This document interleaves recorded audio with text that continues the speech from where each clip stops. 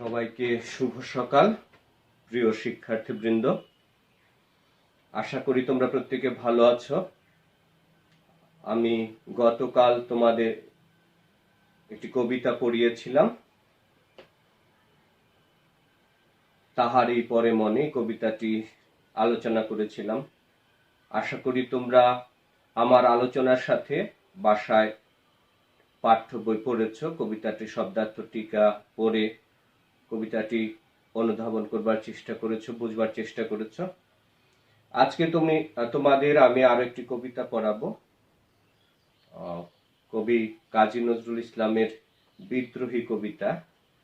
যে কবিতার নাম সূত্রে, যে কবিতার জন্য তাকে বিদ্রোহী আখ্যা দেওয়া হয়েছিল, অভিধা দেওয়া হয়েছিল, বিশেষণ দেওয়া হয়েছিল, সেই বিদ্রোহী কবিতা নিয়ে আজকে আমরা আলোচনা করব। এই কবিতা সম্পূর্ণ নজরুল মানুষকে, নজরুলের মনোজগৎকে, তার চিন্তা চেতনাকে, তার আদর্শ এবং উদ্দেশ্যকে সম্পূর্ণরূপে ধারণ করে। নজরুল বাংলা সাহিত্যে তার যে আবির্ভাব, রাজসিক আবির্ভাব, যে কবিতাটির মধ্য দিয়ে তিনি অনেক বেশি আলোচিত হয়েছিলেন, সমালোচিত হয়েছিলেন, আবার লেখক সমাজে, পাঠক সমাজে ভিন্নভাবে স্বাতন্ত্র বৈশিষ্ট্যে তিনি চিহ্নিত হয়েছিলেন। কবিতার শব্দচয়ন, তার উপমা অলঙ্কার, পুরাণের ব্যবহার শিল্পের নতুন মাত্রা যোগ করেছিল। রবীন্দ্রিক বলয় থেকে বের হয়ে এসে সম্পূর্ণ ভিন্ন সুরে তিনি গান গেয়েছিলেন, তার কাব্য রচনা করেছিলেন, তার নাটক লিখেছিলেন, উপন্যাস লিখেছিলেন এবং ছোট গল্প লিখেছিলেন। সবকিছুর মধ্যে বিশেষ করে কবিতার শব্দ ব্যবহারের ক্ষেত্রে তিনি নতুন পথের দিশা দিয়েছিলেন। আরবি ফার্সি শব্দ, দেশীয় তৎসম তদ্ভব বিদেশি শব্দ, বিভিন্ন প্রকার শব্দের ক্ষেত্রে এক ধরনের বিদ্রোহ তিনি করেছিলেন, বৈচিত্র্য আনয়ন করেছিলেন। এ কারণে যে নজরুল তার চিন্তা চেতনায় সত্যের উপাসক ছিলেন, সত্যের পূজারী ছিলেন এবং সেই সত্য শিবের বিদ্রোহী চেতনা, বিদ্রোহী কবিতায় তিনি সত্যের রূপকে, শিবের সেই আবির্ভাব, শিবের যে একদিকে ধ্বংস প্রলয় নৃত্য, আরেকদিকে জগৎকে ধারণ করার, সংরক্ষণ করবার যে দ্বৈত চেতনা শিবের মধ্যে ছিল, নজরুল তার বিদ্রোহী কবিতায় সেই শিবের দ্বিমাত্রিক বৈশিষ্ট্যের আলোচনা করেছেন। পাশাপাশি ভারতীয় পুরাণ ব্যবহার করছে, রামায়ণ মহাভারতের বিভিন্ন ঘটনা অনুষঙ্গ, বিভিন্ন চরিত্র যারা বিভিন্ন সময় বিপ্লব করেছিল, ন্যায় প্রতিষ্ঠার জন্য সংগ্রাম করেছিল, লড়াই করেছিল, তাদেরকে তিনি মহিমান্বিত করেছেন এবং তার ব্যক্তি সত্তার যে জাগরণ, আত্মপরিচয়ের যে জাগরণ, আত্মপরিচয় তিনি উন্মোচন করেছিলেন তার আমি সত্তার মধ্য দিয়ে, আমি সর্বনাম ব্যবহারের মধ্য দিয়ে। 139 লাইনের এই কবিতা বিদ্রোহী, সেখান থেকে তোমাদের জন্য ছোট্ট একটা অংশ তোমাদের জন্য নির্বাচন করা হয়েছে, সংকলন করা হয়েছে। এই কবিতায় অসংখ্য উপমা আছে, অলঙ্কার আছে, চিত্রকল্প আছে এবং অসংখ্য পুরাণের ব্যবহার আছে, মিথের ব্যবহার আছে। ভারতীয় পুরাণ, গ্রিক পুরাণ সহ বিভিন্ন ধর্মীয় যে গ্রন্থগুলো আছে, আমাদের রামায়ণ, মহাভারত, অন্যান্য ধর্মীয় গ্রন্থ আছে, গ্রিসের সাহিত্য থেকেও এখানে মিথ ব্যবহার করা হচ্ছে, উপমা অলঙ্কার ব্যবহার করা হচ্ছে, বিভিন্ন চরিত্রের অবতারণা করা হয়েছে। সবকিছুর মূলে তার আমি সত্তার যে জাগরণ, তার সত্য ন্যায়ের পূজারী নজরুল সমাজে ন্যায় প্রতিষ্ঠা করতে চেয়েছিলেন, রাষ্ট্রে ন্যায় প্রতিষ্ঠা করতে চেয়েছিলেন, বিভিন্ন শোষণের বিরুদ্ধে তিনি সোচ্চার হয়েছিলেন। একদিকে ঔপনিবেশিক ভারতবর্ষে স্বাধীনতার চেতনায় তিনি উদ্বুদ্ধ হয়েছিলেন, ভারতবর্ষের স্বাধীনতার জন্য তিনি আন্দোলন করেছিলেন, লড়াই করেছিলেন। লেখক হিসেবে তিনি কলম ধরেছিলেন। আর এই কারণেই তার বিদ্রোহী এবং আনন্দময়ীর আগমনে এরকম কিছু কবিতা প্রকাশিত হবার পরে নজরুলকে জেল খাটতে হয়েছে, প্রায় 1 বছর তিনি জেল খেটেছিলেন।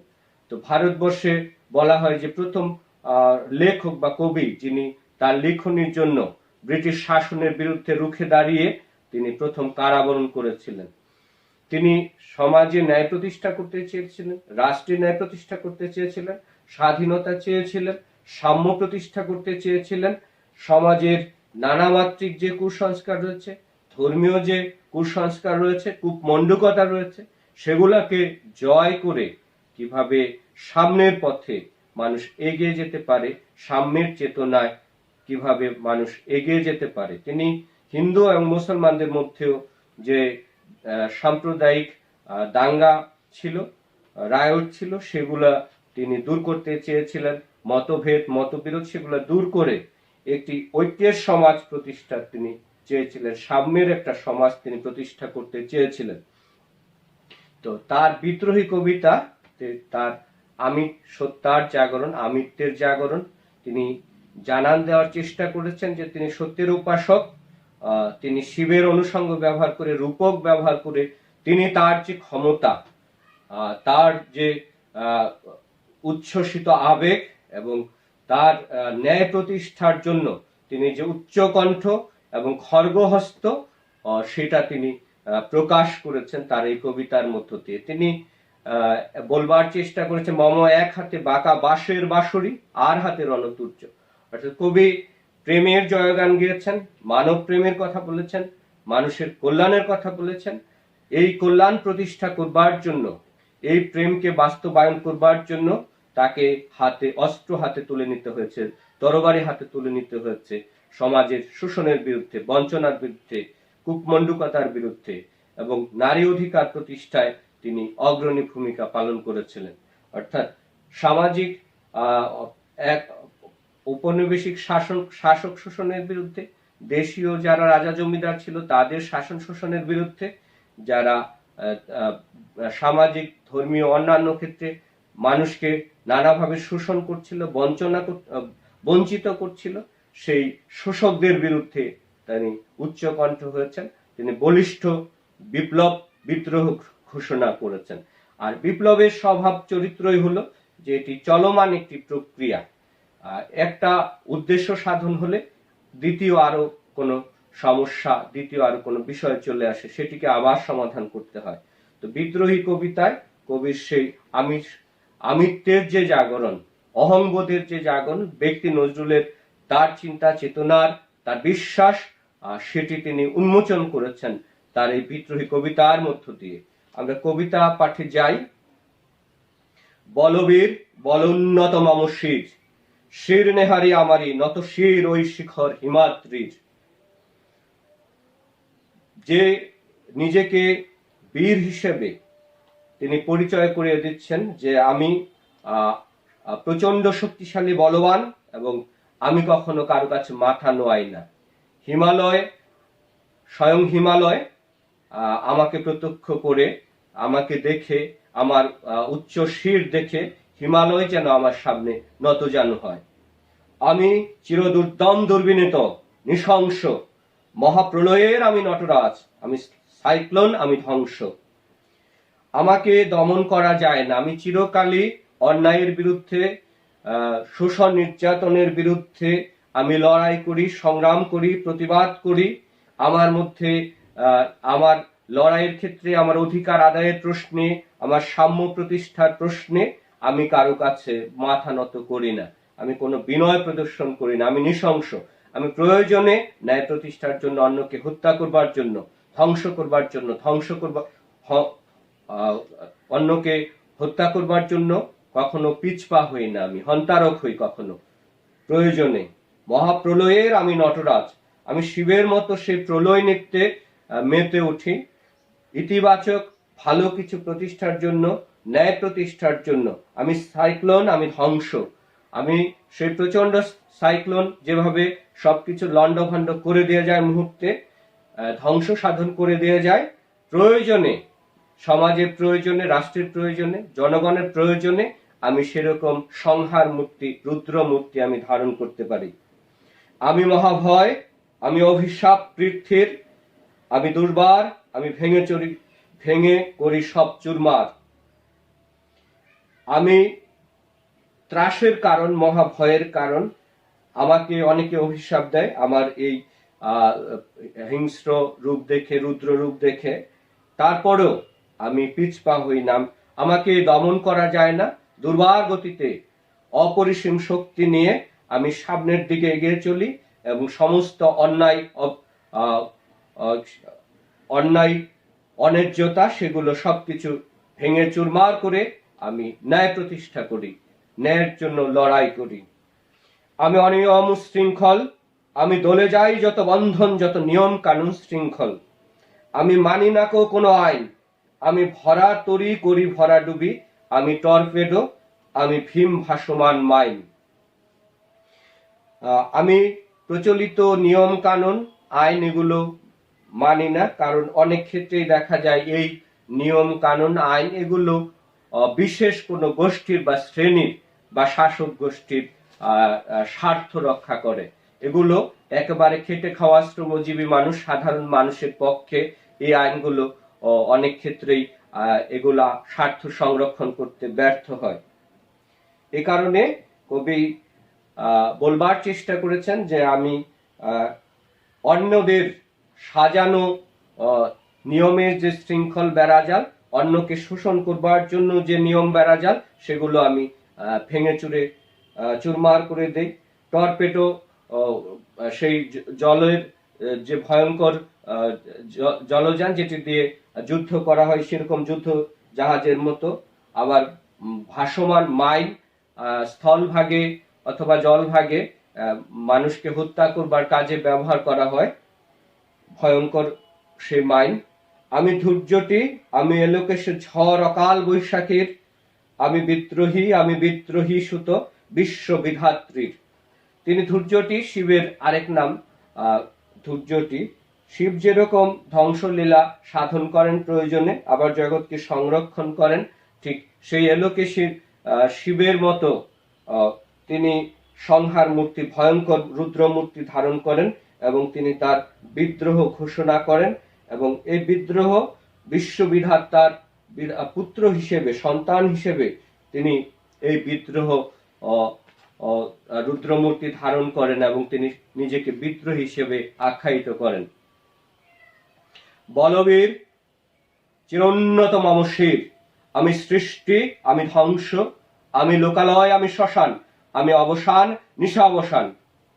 আবারও সেই একই কবিতার শুরুতে যে তার আত্মপরিচয় তিনি দেবার চেষ্টা করেছেন, উন্মোচন করবার চেষ্টা করেছেন, যে আমি চিরকাল বলিষ্ঠ, বলবান এবং আমি প্রচন্ড শক্তিশালী এবং আমি সব সময় মাথা উঁচু করে আমি বাঁচতে চাই। আমি লড়াই করি, আমি কখনো প্রয়োজনে সৃষ্টি করি, আমি ধ্বংস করি, আমি নিজের লোকালয় সভ্যতা প্রতিষ্ঠা করি, আবার আমি সেই শ্মশান যাত্রা, ধ্বংসের প্রতীক, বিনষ্টির প্রতীক, সেটিও আমি করে থাকি। আমি অবসান, আমি নিশাবসান, আমার মধ্য দিয়েই শেষ এবং আমার মধ্য দিয়ে এক ধরনের পরিসমাপ্তি।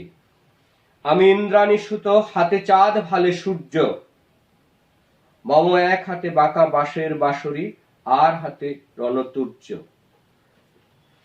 ইন্দ্রের পুত্র, শচীর পুত্র হিসেবে তিনি নিজেকে আখ্যায়িত করেছেন যে আমার এক হাতে চাঁদ আর কপালে সূর্য, মম এক হাতে বাঁকা বাঁশের বাঁশরি, আর হাতে রণতুর্য।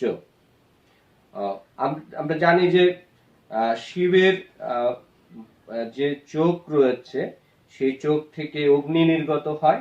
ঠিক তিনি সেই শিবের অনুষঙ্গে রূপকে নিজেকে বলবার চেষ্টা করেছেন যে আমার হাতে চাঁদ আর কপালে সূর্য, আমি এক হাতে বাঁকা বাঁশের বাঁশরি, আর হাতে রণতুর্য।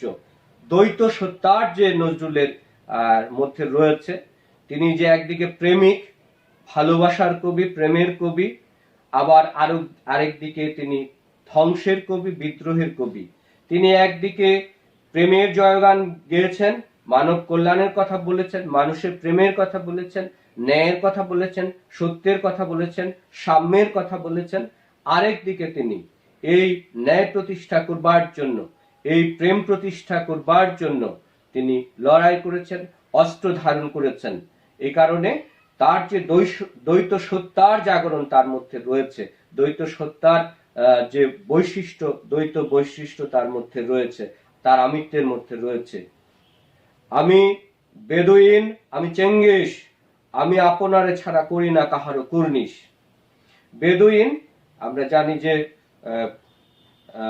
আরবের যে যাযাবর জাতি তাদেরকে বেদুইন বলা হয়। তারা এক জায়গা থেকে আরেক জায়গায় চলাফেরা করে, ঘুরে বেড়ায় এবং তাদের জীবনটা অনেক কঠিন, অনেক সংগ্রামী। সেই সংগ্রামী বেদুইনদের যে জীবন, সেই সংগ্রামী চেতনা, তাদের সংগ্রামী চেতনার প্রকাশ করতে গিয়ে কবি নিজেকে বেদুইন হিসেবে আখ্যায়িত করেছেন। মঙ্গল যে বীর ছিলেন চেঙ্গিস খান, তার প্রসঙ্গ এসেছে যে চেঙ্গিস খান অনেকবার চীন আক্রমণ করেছিল বিভিন্ন সময়। তো মঙ্গলীয় সেই বীরের মতো তিনি নিজেকে শক্তিশালী বলবান বীর হিসেবে আখ্যায়িত করেছেন। আর তিনি বলবার চেষ্টা করেছেন যে আমি নিজেকে ছাড়া, আমার আপন সত্যকে ছাড়া আমি আর কারো কাছে মাথা নোয়াই না, মাথা নত করি না। আমি কাউকে কোনো সালাম ভক্তি এই জাতীয় কোনো কিছু আমি নিজেকে ছাড়া করি না। আমি বজ্র, আমি ঈশান বিশানে ওঙ্কার, আমি ইসরাফিলের শৃঙ্গার মহাহুঙ্কার। তিনি নিজেকে সেই বজ্রের সঙ্গে তুলনা করেছেন, বজ্রপাত বা বজ্র, সেটির সাথে তুলনা করেছিলেন। বজ্রের যে শক্তি, ধ্বংসের যে শক্তি, সেই প্রসঙ্গে আবার তিনি ঈশান বিশানে ওঙ্কার, সেই আবার ইসরাফিলের শৃঙ্গার মহা হুঙ্কার, প্রলয়কালে সেই উল্লেখিত ফেরেশতা ইসরাফিল তিনি সেই সিংহা বাজাবেন। তো এই কারণে বিভিন্ন পৌরাণিক যে বিষয়গুলো, সেগুলো তিনি নিজেকে বলবার চেষ্টা করেছেন, সেই পরিচয়ে পরিচিত করবার চেষ্টা করেছেন। আমি পিনাক পানির ডমরু ত্রিশূল, ধর্মরাজের দণ্ড, আমি চক্র মহাশঙ্খ, আমি প্রণবনাথ প্রচণ্ড। পিনাক পানি শিবের আরেক নাম। তিনি পিনাক নামক ধনু ব্যবহার করেন, এই জন্য তাকে পিনাক পানি বলা হয়। তো শিবের তার এক হাতে ত্রিশূল, আরেক হাতে তিনি ধনুক ব্যবহার করেন। তো তিনি ধর্মরাজের দণ্ড হিসেবেও তিনি ন্যায় প্রতিষ্ঠার জন্য লড়াই করেন। আবার বিষ্ণুর যে চার হাতের এক একটি হাতে এক এক রকম অস্ত্র আছে, সেই চক্র এবং মহাশঙ্খ, গদা, এগুলো বিষ্ণুর বিভিন্ন রকম অস্ত্র পদ্ম। তো এগুলোর মধ্যে তিনি বিষ্ণুর চক্র এবং মহাশঙ্খ এগুলো তিনি নিজের মধ্যে ধারণ করেন। আমি প্রণবনাথ প্রচণ্ড। তো তিনি সেই প্রলয়ের নটরাজ শিবের অনুষঙ্গ আবার ব্যবহার করেছেন। আমি ক্ষেপা দুর্বাসা, বিশ্বামিত্র শিষ্য, আমি দাবানল দাহন করিব বিশ্ব। দুর্বাসার প্রসঙ্গ আসছে, যে ক্ষেপা দুর্বাসা ভারতীয় পুরাণের একজন কোপন স্বভাব বিশিষ্ট মুনি। মহর্ষি অত্রির ঔরসে অর্থাৎ স্ত্রী অনসূয়ার গর্ভে দুর্বাসার জন্ম। আর দুর্বাসা ভীষণ ভয়ঙ্কর মুনি ছিলেন, ঋষি ছিলেন, যে তার কোপানলে পড়ে, তার আক্রোশে পড়ে অনেকেই দগ্ধ হতে হয়েছে। তো ক্ষেপা দুর্বাসার যে ধ্বংসাত্মক রূপ, ভয়ঙ্কর যে রূপ, সেটি তিনি বলবার চেষ্টা করেছেন নিজের পরিচয় দেবার জন্য। বিশ্বামিত্র আরো একজন, বিশ্বামিত্রের শিষ্য হিসেবে তিনি নিজেকে আখ্যায়িত করেছেন, যে বিশ্বামিত্র আরো একজন ঋষি। ভারতীয় যে পুরাণে আমরা বিশ্বামিত্রের বিশিষ্ট ব্রহ্মর্ষি, এই বিশ্বামিত্র ক্ষত্রিয় বংশে জন্মগ্রহণ করেও কঠোর তপস্যার জন্য তিনি ব্রাহ্মণত্ব লাভ করেছিলেন। তো সেই বিশ্বামিত্রের শিষ্য হিসেবে তিনি নিজেকে আখ্যায়িত করবার চেষ্টা করেছেন। আমি উন্মন মন উদাসীর, আমি বিধাতার বুকে ক্রন্দন শ্বাস, হা হুতাশ আমি হুতাশীর।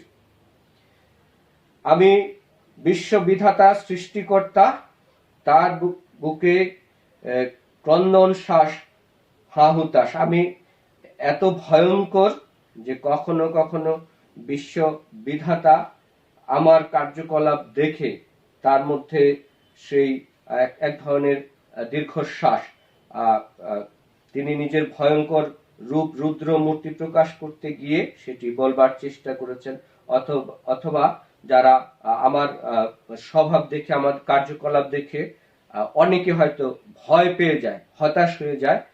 আমি বঞ্চিত ব্যথা পথবাসী, চিরগৃহহারা যত পথিকের, আমি অবমানিতের মরম বেদনা, বিষজ্বালা প্রিয় লাঞ্ছিত বুকে গতি ফের।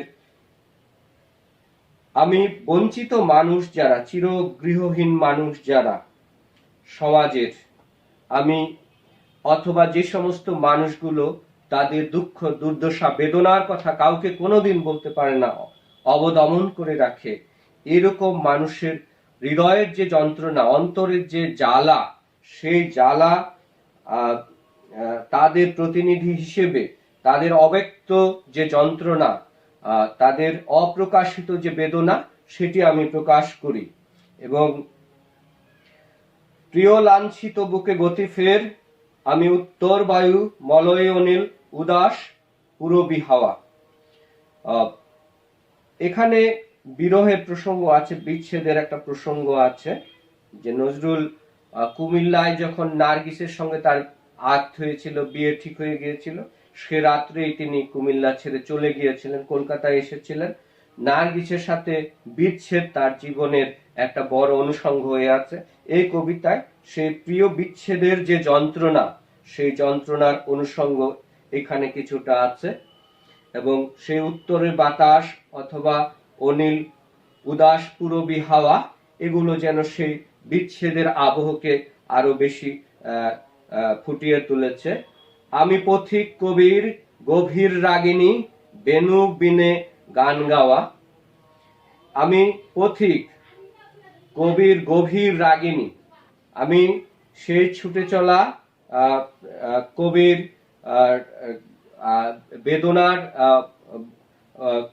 প্রিয় প্রিয় বিচ্ছেদের যে বেদনা, সেই বেদনাকে আমি ধারণ করি এবং আমি আমার বীণায় সেই বিচ্ছেদের করুণ সুর আমি তুলি, এবং সেই সুর যেন আমার মর্মের বেদনা প্রকাশের বাহন হয়েছে, উপায় হয়েছে। আমি আকুল নিধাক তিয়াসা, আমি রৌদ্র রুদ্র রবি, আমি মরু নির্ঝর ঝড়ো ঝড়ো, আমি শ্যামলিমা ছায়া ছবি। গ্রীষ্মের যে প্রচন্ড দাবদাহ, সেই সময় পানি পিপাসা, প্রচন্ড তৃষ্ণা, এবং রুদ্র রবি সূর্যের যে আলো, সেই সময় পৃথিবীর যে আকাঙ্ক্ষা, তপ্ত পৃথিবীতে বৃষ্টির যে আকাঙ্ক্ষা। আমি মরু নির্ঝর ঝড়ো ঝড়ো, আমি শ্যামলিমা ছায়াছবি। আমি মরুভূমিতে যে ঝর্ণা, সেই ঝর্ণার মতো, আবার আমি সবুজ শ্যামলিমা ছায়া ঘেরা সেই যে শান্তির আশ্রয়, প্রশান্তির আশ্রয়, নিজেকে তিনি সেই শ্যামলিমার সাথে তুলনা করেছেন। আমি আরফিয়াসের বাঁশরি, মহাসিন্ধু উতলা ঘুম ঘুম, ঘুম চুমু দিয়ে করি নিখিল বিশ্বে নিঝুম। আরফিয়াস গ্রিক পুরাণে সঙ্গীতের সাধক, অ্যাপোলো এবং মিউজ কার্পেলিয়াসের পুত্র। তিনি কবি এবং সঙ্গীতজ্ঞ ছিলেন। তো আরফিয়াস তার সুরের ইন্দ্রজালে সবাইকে মুগ্ধ করে রাখতেন, এবং তার প্রেমিকা ইউরিডিসকেও তিনি মুগ্ধ করেছিলেন সুরের ইন্দ্রজাল সৃষ্টি করে। এবং ইউরিডিস মারা যাবার পরে তিনি সুরের সেই জাদু দিয়ে তাকে বাঁচিয়ে তোলবার চেষ্টা করেছিলেন, কিন্তু ছোট্ট একটা ভুলের জন্য তিনি সেটা করতে পারেননি। তো আরফিয়াস যে সুরের ইন্দ্রজাল সৃষ্টি করে মানুষকে মন্ত্রমুগ্ধ করে রাখতে পারতেন, ঠিক কবি তিনি আরফিএস এর মতো সেই বাঁশি বাজিয়ে, সাম্যের বাঁশি বাজিয়ে অধিকার প্রতিষ্ঠা, ন্যায় প্রতিষ্ঠা, শোষণ বঞ্চনার বিরুদ্ধে তিনি তার সেই সাম্যের সুর বাজাতে চেয়েছেন। মহাসিন্ধু উতলা ঘুম ঘুম ঘুম চুমু দিয়ে করি নিখিল বিশ্বে নিঝুম, মম বাসরে টানে পাশরি, আমি শ্যামের হাতের বাঁশরি। তিনি শ্যামের কৃষ্ণের বাঁশির কথা বলেছেন, যে বাঁশি দিয়ে কৃষ্ণ যেরকম রাধাকে মুগ্ধ করেছিলেন বাঁশির জাদুতে, ঠিক কবি নিজেকে সেই শ্যামের হাতের বাঁশরির মতো, বাঁশির মতো মনে করেন, যে তিনি যে ন্যায়ের জন্য, সাম্যের যে বাঁশি, ন্যায় প্রতিষ্ঠার জন্য সত্যের যে রাগিনী, সত্যের যে সুর তিনি বাজাচ্ছেন সমাজে, রাষ্ট্রে, সেই সুরের মোহ জাদুতে, মায়াজালে সবাই মুগ্ধ হবে এবং সেই সুর প্রতিষ্ঠা, ন্যায় প্রতিষ্ঠা সেটি সম্ভবপর হবে। আমি রুষে উঠি যবে ছুটি মহাকাশ ছাপিয়া, ভয়ে সপ্ত নরক হাবিয়া, দুজক নিভে নিভে যায় কাঁপিয়া। তিনি তার রুদ্র মূর্তি যখন ধারণ করেন, তিনি যেন মহাকাশে ছুটে যান, প্রয়োজনে আকাশ অতিক্রম করে চলে যান, এবং সপ্তম যে দুজক হাবিয়া, সেই দুজকেও আগুন পর্যন্ত নিভে যায় তার এই বিদ্রোহের মূর্তি দেখে, রুদ্র মূর্তি দেখে। আমি পরশুরামের কঠোর কুঠার, নিক্ষত্রিয় করিব বিশ্ব, আনিব শান্তি শান্ত উদার। পরশুরামের প্রসঙ্গ আসছে, যে বিষ্ণুর ষষ্ঠ অবতার পরশুরাম, যমদগ্নি ও রেণুকার পঞ্চম পুত্র। পরশু বা কুঠার তার অস্ত্র ছিল। পরশুরাম তার পিতার আদেশে তার মাকে হত্যা করেছিলেন এবং আবার সাধনা বলে মাকে বাঁচিয়েও তুলেছিলেন। ভয়ঙ্কর হিসেবে পরশুরামের প্রসঙ্গ আছে, এবং বলা হয় যে পরশুরাম 21 বার ক্ষত্রিয়দের নিধন করেন। শ্রীকৃষ্ণের বৈমাত্রেয় জ্যেষ্ঠ ভ্রাতা, খুব ভয়ঙ্কর যোদ্ধা, তিনি কুড়াল দিয়ে, কুঠার দিয়ে তিনি ক্ষত্রিয়দের বিরুদ্ধে লড়াই করেছিলেন। 21 বার তিনি ক্ষত্রিয়দের পরাস্ত করেছিলেন। সুতরাং পরশুরামের বীরত্ব, সেই শক্তি সম্পর্কে আমরা উপলব্ধি করতে পারি, অনুধাবন করতে পারি। তো পরশুরাম ক্ষত্রিয়দের উপর এমন প্রতিশোধ নেবার চেয়েছেন, তিনি নিক্ষত্রিয় নির্বংশ করতে চেয়েছিলেন। এই কারণে আমি হল বলরাম স্কন্ধে, আমি উপারি ফেলিব অধীন, বিশ্ব অবহেলে নব সৃষ্টির মহানন্দে। তিনি বলরাম, কৃষ্ণের বৈমাত্র জ্যেষ্ঠ ভ্রাতা, তার লাঙল ছিল তার অস্ত্র। সেই বলরামের প্রসঙ্গ এনেছেন, যে আমি বলরামের মতো লাঙল দিয়ে সবকিছু উপড়ে ফেলবো। আমার অধীনের যে বিশ্ব, সেই বিশ্বের আমি ন্যায় প্রতিষ্ঠা করব।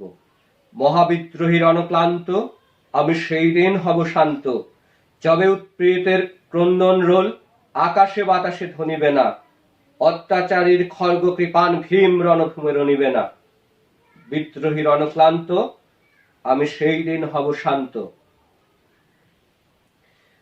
নিজের পরিচয়, যে আমি মহাবিদ্রোহী এবং আমি যুদ্ধ করছি এক যুদ্ধক্ষেত্র থেকে আরেক যুদ্ধক্ষেত্রে, এবং আমার কোনো বিশ্রাম নেই। ন্যায় সমাজে যতদিন অন্যায় অবিচার থাকবে, শোষণ থাকবে, ততদিন আমার এই যুদ্ধ, আমার এই লড়াই অবিরাম চলতে থাকবে। পৃথিবীর এক প্রান্ত থেকে আরেক প্রান্ত পর্যন্ত মানব সভ্যতায় যতদিন পর্যন্ত ন্যায় প্রতিষ্ঠিত না হবে, শোষণ নির্যাতন যতদিন পর্যন্ত বন্ধ না হবে, শোষক শোষিতের দ্বন্দ্ব যতদিন পর্যন্ত চলবে, সমাজে অন্যায় অবিচার যতদিন পর্যন্ত থাকবে, ততদিন পর্যন্ত আমার এই লড়াই, আমার এই সংগ্রাম চলতেই থাকবে। এবং বিদ্রোহীর অনক্লান্ত, আমি সেই দিন হব শান্ত, আমি চির বিদ্রোহীদের বিশ্ব ছড়ায়ে উঠিয়াছি এক চির উন্নত শির।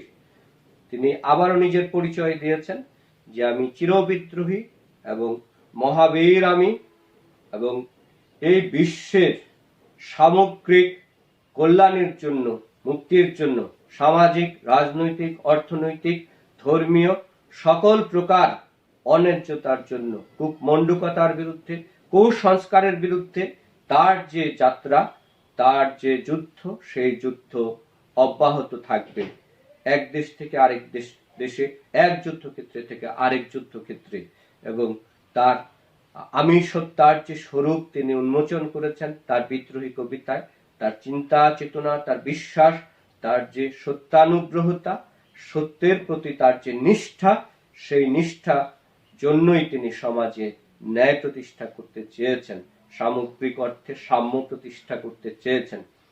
তোমরা প্রত্যেকে এই কবিতাটি বাসায় শব্দার্থ টিকা পড়ে আমার আলোচনার সাথে তোমরা নিজেদের আলোচনা, নিজেদের ভাবনাগুলো সংযুক্ত করবে এবং তোমরা সৃজনশীল প্রশ্নের জন্য তৈরি হবে।